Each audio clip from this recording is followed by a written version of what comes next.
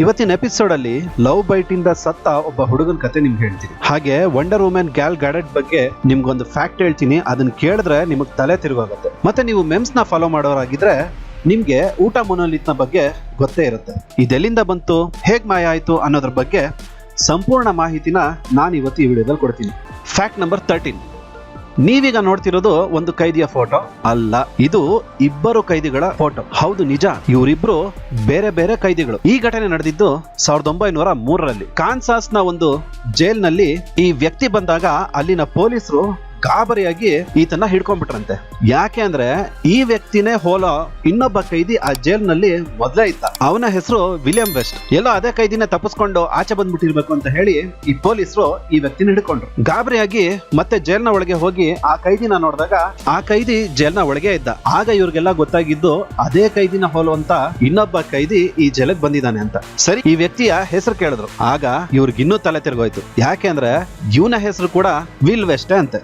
Coincidence ನೋಡಿ, ಇವರು ಬರೀ ನೋಡೋದಕ್ಕಷ್ಟೇ ಅಲ್ಲ, ಇವರ ಹೆಸರುಗಳು ಕೂಡ ಒಂದೇನೆ ಆಗಿದ್ವು. ಹಾಗಾಗಿ ಇವರಿಬ್ಬರ ನಡುವೆ ವ್ಯತ್ಯಾಸ ಕಂಡುಹಿಡಿಯೋದಕ್ಕೆ ಅಂತ ಇವರ ಫಿಂಗರ್ ಪ್ರಿಂಟ್ ಗಳನ್ನ ಕೂಡ ತಗೊಳ್ಳೋದಕ್ಕೆ ಸ್ಟಾರ್ಟ್ ಮಾಡಿದ್ರು. ಹಾಗಾಗಿ ಆಗಿಂದ ಕೈದಿಗಳನ್ನ ಸೇರಿಸ್ಕೊಳ್ಳುವಾಗ ಫಿಂಗರ್ ಪ್ರಿಂಟ್ ತಗೊಳ್ಳೋ ಪರಂಪರೆ ಅವಾಗಿಂದ ಹುಡ್ಕೊಳ್ತು. Fact number 12.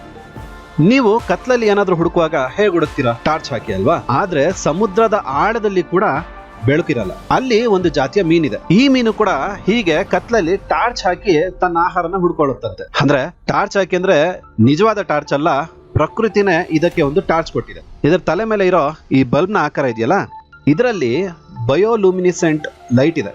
ಇದರ ಬೆಳಕಿಗೆ ಸಣ್ಣ ಸಣ್ಣ ಮೀನುಗಳು ಅಟ್ರಾಕ್ಟ್ ಆಗಿ ಇದರ ಲೈಟ್ ಹತ್ರ ಬಂದಾಗ ಇದು ಈಸಿಯಾಗಿ ತನ್ನ ಆಹಾರ ತಿಂದ್ಬಿಡುತ್ತೆ. ಈ ಮೀನು ನೋಡಕ್ಕೆ ಸ್ವಲ್ಪ ಭಯಂಕರವಾಗಿದ್ರು ಪ್ರಕೃತಿಯ ವಿಸ್ಮಯ ಮಾತ್ರ ಆಶ್ಚರ್ಯ ಅಲ್ವಾ? ಇನ್ನು ಇದು ಅದರ rare footage.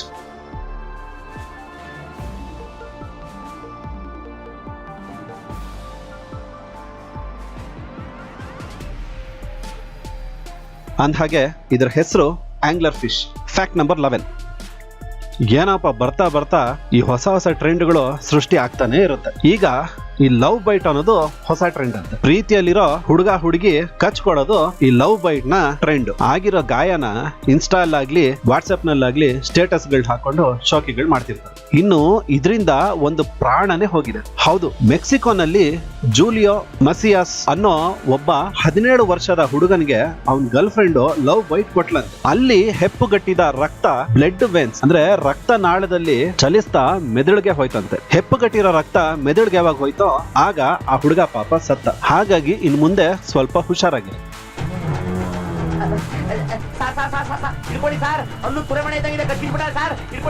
Fact number 10. Lakme. ಈ ಪ್ರಾಡಕ್ಟ್ಸ್ ಯಾರಿಗೆ ಗೊತ್ತಿಲ್ಲ ಹೇಳಿ, ಆದ್ರೆ ಈ ಹೆಸರಿನ ಅರ್ಥ ನಿಮಗ್ ಗೊತ್ತಿದ್ಯಾ? ಲ್ಯಾಕ್ಮೆ ಅಂದ್ರೆ ಫ್ರೆಂಚ್ ನ ಒಬ್ಬ ದೇವತೆಯ ಹೆಸರು. ಅಂದ್ರೆ ಯಾವ್ದೋ ದೇವತೆ ಅನ್ಕೊಂಬಿಡಿ, ಆ ದೇವತೆ ಬೇರೆ ಯಾರು ಅಲ್ಲ, ನಮ್ಮ ಭಾರತದಲ್ಲಿ ಪೂಜಿಸೋ ಈ ಲಕ್ಷ್ಮಿಯನ್ನೇ ಅವರು ಲ್ಯಾಕ್ಮೆ ಅಂತಾರೆ. ಅಲ್ಲಿ ಲಕ್ಷ್ಮಿ ಬರೀ ಧನ ಐಶ್ವರ್ಯಗಳಿಗೆ ಮಾತ್ರ ದೇವತೆ ಅಲ್ಲ, ಸೌಂದರ್ಯಕ್ಕೂ ಕೂಡ ಅಲ್ಲಿ ದೇವತೆ. ಹಾಗಾಗಿ ಈ ಹೆಸರನ್ನ ಈ ಕಂಪ್ನಿಗೆ ಇಟ್ಟಿದ್ದಾರೆ. Fact number 9. ನೀವೀಗ ನೋಡ್ತಿರೋದು ಟೈಟಾನಿಕ್ 2 ನ ಚಿತ್ರ. ಅಂದ್ರೆ ಟೈಟಾನಿಕ್ 2 ಅಂದ್ರೆ ಮೂವಿ ಅಲ್ಲ, ಇದು ನಿಜವಾದ ಟೈಟಾನಿಕ್ ಶಿಪ್. ಹೌದು, ಮೊದ್ಲಿತ್ತಲ್ಲ ಟೈಟಾನಿಕ್, ಅದು ಹೇಗಿತ್ತೋ ಥೇಟ್ ಅದೇ ತರನೇ ಈ ಟೈಟಾನಿಕ್ 2 ನ ಕೂಡ ಕಟ್ಟಿದ್ದಾರೆ. ಇನ್ನ ಈ ಟೈಟಾನಿಕ್ 2 2027 ತನ್ನ ಪ್ರಯಾಣನ ಪ್ರಾರಂಭಿಸುತ್ತೆ. ಅಷ್ಟೇ ಅಲ್ಲ, ಮೊದಲು ಟೈಟಾನಿಕ್ ಯಾವ ಮಾರ್ಗದಲ್ಲಿ ಹೋಗಿತ್ತೋ ಅದೇ ಮಾರ್ಗದಲ್ಲಿ ಈ ಟೈಟಾನಿಕ್ 2 ಕೂಡ ಹೋಗ್ತಾ ಇದೆ. ಈಗ ನಿಮ್ಗೊಂದು ಪ್ರಶ್ನೆ, ಅಕಸ್ಮಾತ್ ನಿಮ್ಗೇನಾದ್ರೂ ಈ ಪ್ರಯಾಣಕ್ಕೆ ಫ್ರೀ ಟಿಕೆಟ್ ಸಿಕ್ಕರೆ ಹೋಗ್ತೀರಾ? ಕಮೆಂಟ್ ಮಾಡಿ. Fact number 8. ವಿಮಾನ ಕಂಡು ಹಿಡಿದವ್ರು ಯಾರು ಅಂದ್ರೆ ನಾವು ತಕ್ಷಣ ರೈಟ್ ಬ್ರದರ್ಸ್ ಅಂತ ಹೇಳ್ತೀವಿ. ಆದ್ರೆ ಅವರ ಇನ್ವೆನ್ಷನ್ ನ ಹಿಂದೆ ಇರೋ ಕತೆ ಮಾತ್ರ ತುಂಬಾ ಇನ್ಸ್ಪೈರಿಂಗ್. ರೈಟ್ ಬ್ರದರ್ಸ್ ಅಂದ್ರೆ ನಾವ್ ಅನ್ಕೊಳ್ಳೋದು ಇಬ್ರು ಅಣ್ಣ ತಮ್ಮಂದ್ರು ಅಂತ, ಆದ್ರೆ ಅಲ್ಲ. ಅವ್ರ ಕುಟುಂಬದಲ್ಲಿ ಒಟ್ಟು 7 ಜನ ಮಕ್ಕಳು. ಅವರಲ್ಲಿ ಇಬ್ರು ಈ ರೈಟ್ ಬ್ರದರ್ಸ್. ಅವರಲ್ಲಿ ದೊಡ್ಡವರು ವಿಲ್ಬರ್ ರೈಟ್, ಹಾಗೆ ಚಿಕ್ಕವರು ಓರ್ವಿಲ್ ರೈಟ್. ಒಂದ್ಸಲ ತಂದೆ ಮನೆಗೆ ಬರುವಾಗ ಒಂದು ಹಾರೋ ಆಟಿಕೆನ ತಂದು ಕೊಟ್ರಂತೆ. ಆಗಿಂದನೇ ಇವ್ರಿಗೆ ಹಾರೋ ವಸ್ತುಗಳ ಕಡೆ ಗಮನ ಹೋಯ್ತು. ಇವರಿಬ್ರಿಗೂ ಕೂಡ ಡಿಗ್ರಿ ಇಲ್ಲ.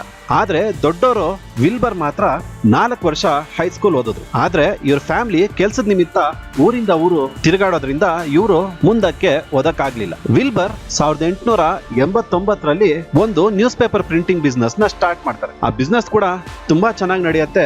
ಹಾಗೆ ತುಂಬಾ ಜನ ಮುದ್ರಣಕ್ಕಾಗಿ ಇವ್ರ ಹತ್ರ ಬಂದ್ರು. ಹಾಗೆ ಇವ್ರ ಬಿಸ್ನೆಸ್ ಇಲ್ಲಿಗೆ ನಿಲ್ಲಿಲ್ಲ. ಮುಂದಕ್ಕೆ ಓರ್ವಿಲ್ ಕೂಡ ಸ್ಕೂಲ್ ನ ಬಿಟ್ಟು ಅಣ್ಣನ ಜೊತೆ ಸೇರ್ಕೋತಾರೆ. ಮತ್ತೆ ಅವರು 1892ರಲ್ಲಿ ರೈಟ್ ಸೈಕಲ್ ಕಂಪ್ನಿನ ಓಪನ್ ಮಾಡ್ತಾರೆ. ಈ ಬಿಸ್ನೆಸ್ ಕೂಡ ಇನ್ನೂ ತುಂಬಾ ಚೆನ್ನಾಗಿ ನಡೀತಿರುತ್ತೆ. ಇವರ ಲೈಫ್ ಕೂಡ ಸೆಟ್ಲ್ ಆಗತ್ತೆ. ಆದ್ರೆ ಇವರ ಚಿಕ್ಕ ವಯಸ್ಸಿನ ಹಾರೋ ಆಸೆ ಮಾತ್ರ ಇವರನ್ನ ಬಿಟ್ಟೋಗ್ಲಿಲ್ಲ. ಹಾಗಾಗಿ ಇವರು ಹಾರೋ ಯಂತ್ರದ ಮೇಲೆ ತಮ್ಮ ಆಸೆನ ಮತ್ತೆ ಮುಂದುವರಿಸ್ತಾರೆ. ಆದ್ರೆ ಮೊದಲು ಹಾರೋ ಯಂತ್ರನ ಪ್ಲಾನ್ ಮಾಡಿದ್ದು ಮಾತ್ರ ಒಟ್ಟೋ ಲಿಲಿಯಂತಲ್ ಅನ್ನೋ ಏರೋಡೈನಾಮಿಕ್ಸ್ ನ ಸ್ಟೂಡೆಂಟ್. ಇವರು ಮನುಷ್ಯನ ಸಮೇತ ಹಾರೋ ಗ್ಲೈಡರ್ ನ ಡಿಸೈನ್ ಮಾಡಿದ್ರು. ಹಾಗೆ ಅದರಲ್ಲಿ ಯಶಸ್ವಿ ಕೂಡ ಆದ್ರು. ಆದ್ರೆ ಅದರಲ್ಲಿ ಯಾವುದೇ ಮಷಿನ್ ಅಂದ್ರೆ ಯಂತ್ರ ಇರ್ಲಿಲ್ಲ. ಹಾಗಾಗಿ ಅವರ ಡಿಸೈನ್ ಇಂದ ಇನ್ಸ್ಪೈರ್ ಆದಂತ ನಮ್ಮ ರೈಟ್ ಬ್ರದರ್ಸ್ ಒಂದು ಫ್ಲೈಯಿಂಗ್ ಮಷಿನ್ ನ ಅಂದ್ರೆ ಅಕ್ಟೋಬರ್ 4, 1905ರಲ್ಲಿ ತಯಾರಿಸಿದ್ರು. ಇದೇ ಇವರು ತಯಾರಿಸಿದಂತ ಮೊದಲ ಹಾರುವ ಯಂತ್ರ. ಸರಿ, ವಿಮಾನ ಏನೋ ತಯಾರಾಯ್ತು. ಆದ್ರೆ ಇದನ್ನ ಮೊದಲು ಯಾರು ಓಡಿಸ್ಬೇಕು ಅನ್ನೋದ್ರಲ್ಲಿ ಇಬ್ರಿಗೂ ಜಗಳ ಬಿತ್ತು. ಆಗ ಇಬ್ರು ಒಂದು ತೀರ್ಮಾನಕ್ಕೆ ಬರ್ತಾರೆ. ಅದೇನು ಅಂದ್ರೆ ಕಾಯಿನ್ ನ ಟಾಸ್ ಹಾಕೋದು. ಹಾಗಾಗಿ ಟಾಸ್ ನಲ್ಲಿ ಗೆದ್ದ ವಿಲ್ಬರ್ ಅದ್ರ ಮೇಲೆ ತಮ್ಮ ಪ್ರಯಾಣನ ಪ್ರಾರಂಭಿಸಿದ್ರು. ಆದ್ರೆ ಈ ಯಂತ್ರ ಮೊದಲ ಪ್ರಯತ್ನಕ್ಕೆ ಸಕ್ಸಸ್ ಆಗ್ಲಿಲ್ಲ. ಇದು ಕೆಳಗಡೆ ಬಿದ್ದು ಸ್ವಲ್ಪ ಡ್ಯಾಮೇಜ್ ಕೂಡ ಆಯ್ತು. ನಂತರ 3 ದಿನ ಅಣ್ಣ ತಮ್ಮಂದ್ರು ರಾತ್ರಿ ಹಗಲು ಕಷ್ಟಪಟ್ಟು ಅದರ ರೆಕ್ಕೆಗಳನ್ನ ಸ್ವಲ್ಪ ದೊಡ್ಡದ್ ಮಾಡಿ ಹಾರಿಸೋದಕ್ಕೆ ಪ್ರಯತ್ನ ಪಟ್ರು. ಈಗಿನ ಸರದಿ ಓರ್ವಿಲ್ದು. ಹಾಗಾಗಿ ಓರ್ವಿಲ್ ಈ ಹಾರುವ ಯಂತ್ರದಲ್ಲಿ 12 ಸೆಕೆಂಡ್ ಹಾರ್ತಾರೆ. ಹಾಗೆ ಇವ್ರು ಹಾರಿದ್ದು 120 ಮೀಟರ್ಸ್. ನಂತರ ಇದನ್ನ ಪ್ರಯತ್ನಿಸಿದ ವಿಲ್ಬರ್ ಅದನ್ನ 1 ನಿಮಿಷ ಅಂದ್ರೆ 852 ಮೀಟರ್ ಹಾರಿಸ್ತಾರೆ. ಹಾಗಾಗಿ ಇವರು ಈ ಹಾರೋ ಯಂತ್ರದಲ್ಲಿ ಯಶಸ್ವಿ ಆದ್ರು. ಹಾಗೆ ಕಂಡು ಹಿಡಿದಿದ್ದು ನಾವು ಈಗ ಹಾರಿಸ್ತಿರೋ ಈ ವಿಮಾನಗಳನ್ನ. ಇವರ ಬಗ್ಗೆ ಇನ್ನೊಂದು ಇಂಟ್ರೆಸ್ಟಿಂಗ್ ಫ್ಯಾಕ್ಟ್ ಇದೆ. ಅದೇನಂದ್ರೆ ಇವರಿಬ್ರು ಮದ್ವೆನೇ ಆಗ್ಲಿಲ್ವಂತೆ. ಇವರು ತಮ್ಮ ಗುರಿಯನ್ನ ಸಾಧಿಸೋದಕ್ಕೋಸ್ಕರ ತಮ್ಮ ಸಾಧನೆನೆ ಮದ್ವೆ ಆದ್ರು. ಹಾಗೆ ಇವರಿಬ್ರು ಹಾರಿದ್ದು ಒಂದೇ ಸಲ. ಅಂದ್ರೆ ಇದನ್ನ ಟೆಸ್ಟ್ ಮಾಡಿದ್ರಲ್ಲ, ಆಗ ಮಾತ್ರ ಇವ್ರು ಹಾರೋದ್ರಂತೆ. ಯಾಕಂದ್ರೆ ಅವರ ತಂದೆ ಹಾರೋದು ಅಪಾಯಕಾರಿ ಅಂತ ಹೇಳಿದ್ದಕ್ಕೋಸ್ಕರ ತಂದೆ ಹತ್ರ ಮಾತು ತಗೊಂಡು ಒಂದ್ಸಲ ಇವರು ಹಾರಿದ್ರು. ಇನ್ನ ವಿಲ್ಬರ್ ಆಗ ಒಂದು ಹೇಳಿಕೆ ಕೊಟ್ಟಿದ್ರು. ಅದೇನಂದ್ರೆ, ನಾವೇನೋ ಈ ಯಂತ್ರನ ತಯಾರಿಸಿದೀವಿ, ಆದ್ರೆ ನ್ಯೂಯಾರ್ಕ್ ಇಂದ ಪ್ಯಾರಿಸ್ಗೆ ಪ್ಲೇನ್ ನಲ್ಲಿ ಪ್ರಯಾಣಿಸೋದು ತುಂಬಾ ಕಷ್ಟ. ಯಾಕಂದ್ರೆ 3 ದಿನ ಯಾವುದೇ ಮಷೀನ್ ಓಡಲ್ಲ ಅಂತ ಹೇಳಿದ್ರು. ಇನ್ ಮುಂದಿದ್ದು ನಿಮಗ್ ಗೊತ್ತಿರೋದೆ ಅಲ್ಲ. ಆಗ ಈ ಮೀಡಿಯಾ ಇರ್ಲಿಲ್ಲ. ಅಕಸ್ಮಾತ್ ಆಗೇನಾದ್ರೂ ಮೀಡಿಯಾ ಇದ್ದಿದ್ರೆ ಇವರ ಇಂಟರ್ವ್ಯೂ ಹೇಗಿರ್ಬೋದು. ಅದು ಹಾರ್ತು ಯಾವ ಲೆವೆಲ್ಗೆ ಹಾರ್ತು ಅಂದ್ರೆ 200 ಅಡಿ ಹೋಯ್ತು, 300 ಅಡಿ ಹೋಯ್ತು, 500 ಅಡಿ ಹೋಯ್ತು, 600 ಅಡಿ ದಾಟ್ತು, 700 ಅಡಿ ದಾಟ್ತು. ನನಗೆ ಬಹಳ ಸಂತೋಷ ಆಯ್ತು ಅವತ್ತು. ಬಹಳ ಸಂತೋಷ ಆಯ್ತು. ನಾನೇ ರೆಕ್ಕೆ ಕಟ್ಟಿ ಹಾರುವಷ್ಟು ಸಂತೋಷ ಆಯ್ತು ಅವತ್ತು. ನಾನೇ ರೆಕ್ಕೆ ಕಟ್ಟಿ ಹಾರುವಷ್ಟು. Fact number 7.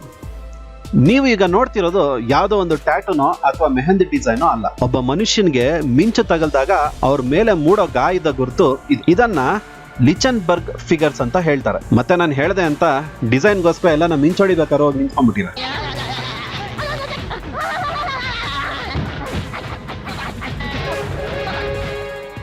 Fact number 6.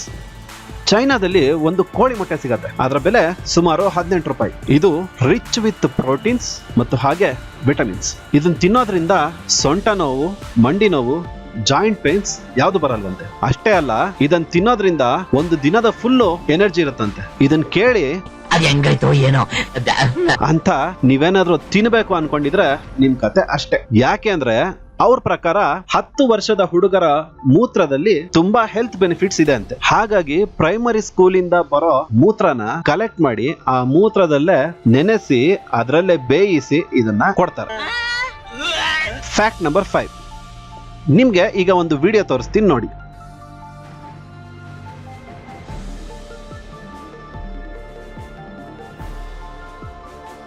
ಈಗ ಹೇಳಿ, ನಿಮ್ಮಲ್ಲಿ ಯಾರಿಗಾದ್ರೂ ಮೈ ಜುಮ್ ಅನ್ನೋದಾಗ್ಲಿ ಭಯ ಆಗೋದಾಗ್ಲಿ ಆಯ್ತಾ?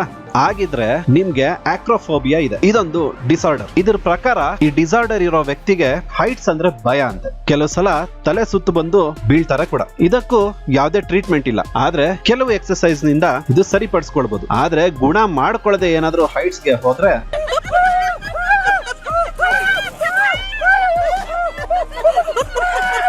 Fact number 4. ವಂಡರ್ ವುಮನ್ ಖ್ಯಾತಿಯ ಗ್ಯಾಲ್ ಗ್ಯಾಡೆಟ್ ನ ನೀವು ನೋಡೇ ಇರ್ತೀರ. ತುಂಬಾ ಜನ ಕ್ಯೂಟ್ನೆಸ್ ಓವರ್ಲೋಡೆಡ್, ಬ್ಯೂಟಿಫುಲ್ ಅಂತೆಲ್ಲ ವಾಟ್ಸ್ಆಪ್ ಸ್ಟೇಟಸ್ ನಲ್ಲಿ ಕೂಡ ನಾನು ನೋಡಿದೆ, ಹಾಗೆ ಇನ್ಸ್ಟಾ ಪೇಜಸ್ ನಲ್ಲಿ ಕೂಡ ನೋಡಿದ್ದೀನಿ. ಆದ್ರೆ ನಿಮಗೆ ಗೊತ್ತಾ, ಇದೇ ಗ್ಯಾಲ್ ಗ್ಯಾಡೆಟ್ 2004ರಲ್ಲಿ ನಡೆದಂತ ಮಿಸ್ ಯೂನಿವರ್ಸ್ ನಲ್ಲಿ ನಮ್ಮ ತನುಶ್ರೀ ದತ್ತಾ ಮುಂದೆ ಸೋತಿದ್ರು. ಫ್ಯಾಕ್ಟ್ ನಂಬರ್ 3, ನಿಮ್ಗೆ ಅನುಭವ ಆಗಿರ್ಲೇಬೇಕು. ಮನೆಯಲ್ಲಿ ಹಾರರ್ ಮೂವಿ ನೋಡೋದಕ್ಕಿಂತ ಥಿಯೇಟರ್ ನಲ್ಲಿ ನಮ್ಗೆ ಭಯ ಜಾಸ್ತಿ ಆಗತ್ತೆ. ಇದು ಯಾಕಂದ್ರೆ ಯಾರಾದ್ರೂ ಭಯ ಪಟ್ರೆ ಅವರಿಂದ ಬರೋ ಸೆಕೆಯಲ್ಲಿ ಒಂದು ಕೆಮಿಕಲ್ ಪ್ರೊಡ್ಯೂಸ್ ಆಗುತ್ತಂತೆ. ಅದಕ್ಕೆ ಅದರದೇ ಆದಂತ ಒಂದು ವಿಚಿತ್ರ ವಾಸನೆ ಇರುತ್ತೆ. ಈ ವಾಸನೆನ ನಾವು ಗಮನಿಸದೆ ಹೋಗ್ಬೋದು, ಆದ್ರೆ ಈ ವಾಸನೆನ ನಮ್ಮ ಬ್ರೈನ್ ಗಮನಿಸುತ್ತೆ. ಆಗ ಆ ವಾಸನೆಯಿಂದ ಒಬ್ಬರ ಭಯ ಇನ್ನೊಬ್ರಿಗೂ ಕೂಡ ಟ್ರಾನ್ಸ್ಫರ್ ಆಗತ್ತಂತೆ. ಹಾಗಾಗಿ ಒಬ್ಬರು ಭಯ ಪಟ್ರೆ ಆ ಭಯ ಇನ್ನೊಬ್ರಿಗೂ ಆಗತ್ತೆ. ಇನ್ನು ಮುಂದೆ ಥಿಯೇಟರ್ ನಲ್ಲಿ ನಿಮ್ಗೆ ಭಯ ಆದ್ರೆ ಅದಕ್ಕೆ ರೀಸನ್ ಇದೆ ಅಂತ ಅರ್ಥ ಮಾಡ್ಕೊಳ್ಳಿ.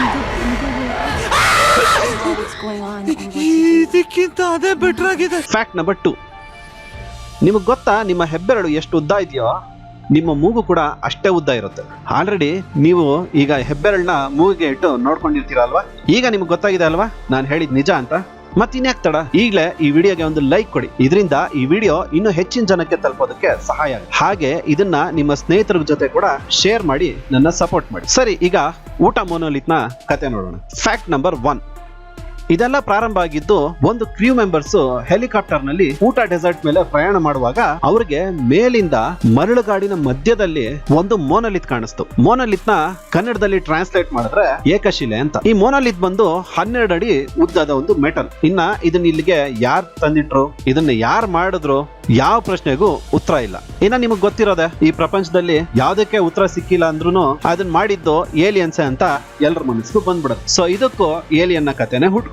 ಇನ್ನ ಈ ಕತೆಗೆ ಟ್ವಿಸ್ಟ್ ಬಂದಿದ್ದು ಈ ಮೋನಲಿತ್ ಮಾಯ ಆದಾಗ. ಹೌದು, ಒಂದಿನ ಇದ್ದಕ್ಕಿದ್ದಾಗೆ ಈ ಮೋನಲಿತ್ ಮಾಯ ಆಯ್ತು. ಇನ್ನ ಎಲ್ರು ಶುರು ಹಚ್ಕೊಂಡ್ರು, ನಾವ್ ಮೊದ್ಲೇ ಹೇಳಿಲ್ವಾ ಇದು ಏಲಿಯನ್ ತಂದಿಟ್ರು, ಹಾಗಾಗಿ ಅವರೇ ಎತ್ಕೊಂಡು ಹೋದ್ರು ಅಂತ. ಆದ್ರೆ ಒಂದು ಯೂಟ್ಯೂಬ್ ರಿಸರ್ಚರ್ಸ್ ಟೀಮ್ ಅದನ್ನ ತಗೊಂಡ್ ಹೋಗ್ತಿರೋ ವಿಡಿಯೋನ ಪೋಸ್ಟ್ ಮಾಡಿ ಈ ಮೋನಲಿತ್ ನಾವೇ ತಗೊಂಡ್ ಹೋಗಿದ್ದು, ಇದನ್ನ ಟೆಸ್ಟ್ ಮಾಡೋದಕ್ಕೆ ತಗೊಂಡ್ ಹೋಗ್ತಾ ಇದೀವಿ ಅಂತ ಹೇಳಿದ್ರು. ಇನ್ನ ಅವ್ರ ಪ್ರಕಾರ ಈ ಸ್ಕಲ್ಪ್ಚರ್ ನ ಯಾರೋ ಆರ್ಟಿಸ್ಟ್ ಮಾಡಿ ಇದನ್ನ ಇಲ್ಲಿ ತಂದು ಇಟ್ಟೋಗಿರ್ಬೋದು ಅಂತ. ಆದ್ರೆ ಯಾರು, ಯಾಕೆ ಅಂತ ಮಾತ್ರ ಇನ್ನೂ ಉತ್ತರ ಸಿಕ್ಕಿಲ್ಲ. ಆದ್ರೆ ಇದು ಬರೀ ಊಟ ಅಷ್ಟೇ ಅಲ್ಲ, ರೊಮೇನಿಯಾ, ಕ್ಯಾಲಿಫೋರ್ನಿಯಾದಲ್ಲಿ ಕೂಡ ಈ ಮೋನಲಿತ್ ಸಿಕ್ತು. ಇನ್ನ ಇದನ್ನ ಅಲ್ಯಾರಿಟ್ರು ಗೊತ್ತಿಲ್ಲ, ಆದ್ರೆ ಆದಷ್ಟು ಬೇಗನೆ ಇದಕ್ಕೆ ಉತ್ತರ ಸಿಗತ್ತೆ. ಇನ್ ಇದೆಲ್ಲ ಬಿಟ್ರೆ ಕೆಲವು ಇನ್ಸ್ಟಾ ಪೇಜಸ್ ಈ ಮೋನಲಿತ್ ಏನಾದ್ರು ಇಂಡಿಯಾದಲ್ಲಿ ಸಿಕ್ಕರೆ ಏನಾಗ್ಬೋದು ಅಂತ ಮೆಮ್ಸ್ ಮಾಡಿದ್ರು. ಅದು ಮಾತ್ರ ಚಿಂದಿ. ಲವರ್ ಸ್ಪಾಟ್, ಕ್ರಿಕೆಟ್ ಆಡೋದು, ಅದ್ರ ಮುಂದೆ ಶೇವಿಂಗ್ ಮಾಡ್ಕೊಳ್ಳೋದು, ಹೈಟ್ ನೋಡ್ಕೊಳ್ಳೋದು, ನಿಜ ಕಣ್ರಿ. ಏನೇ ಹೇಳಿ ಈ ಮೆಮ್ಸ್ ಮಾಡೋರ್ ತಲೆ ಮಾತ್ರ ಔಟ್ ಸ್ಟ್ಯಾಂಡಿಂಗ್. ಇದು ಫ್ರೆಂಡ್ಸ್ 15 ಅಮೇಸಿಂಗ್ ಫ್ಯಾಕ್ಟ್ಸ್. ಇದರಲ್ಲಿ ನಿಮಗೆ ಯಾವ್ದು ತುಂಬಾ ಇಷ್ಟ ಆಯ್ತು ಅಂತ ಕೆಳಗಡೆ ಕಮೆಂಟ್ ಸೆಕ್ಷನ್ ಅಲ್ಲಿ ಕಮೆಂಟ್ ಮಾಡಿ. ಹಾಗೆ ಈ ವಿಡಿಯೋನ ನಿಮ್ ಫ್ರೆಂಡ್ಸ್ ಜೊತೆ ಶೇರ್ ಮಾಡ್ತೀರಾ ಅಂತ ಆಶಿಸ್ತಾ ಈ ವಿಡಿಯೋನ ನಾನು ಇಲ್ಲಿ ಮುಗಿಸ್ತಾ ಇದ್ದೀನಿ. ಮತ್ತೆ ಸಿಗೋಣ ನಮ್ಮ ಮುಂದಿನ ವಿಡಿಯೋದಲ್ಲಿ ಇನ್ನಷ್ಟು ವಿಷಯಗಳೊಂದಿಗೆ. ಅಲ್ಲಿ ತನಕ ನಗ್ತಾ ಇರಿ, ನಗಿಸ್ತಾ ಇರಿ, ಆರಾಮಾಗಿರಿ. ನಮ್ಮ ಚಾನೆಲ್ನ ಸಬ್ಸ್ಕ್ರೈಬ್ ಮಾಡೋದು ಮಾತ್ರ ಮರಿಬೇಡಿ.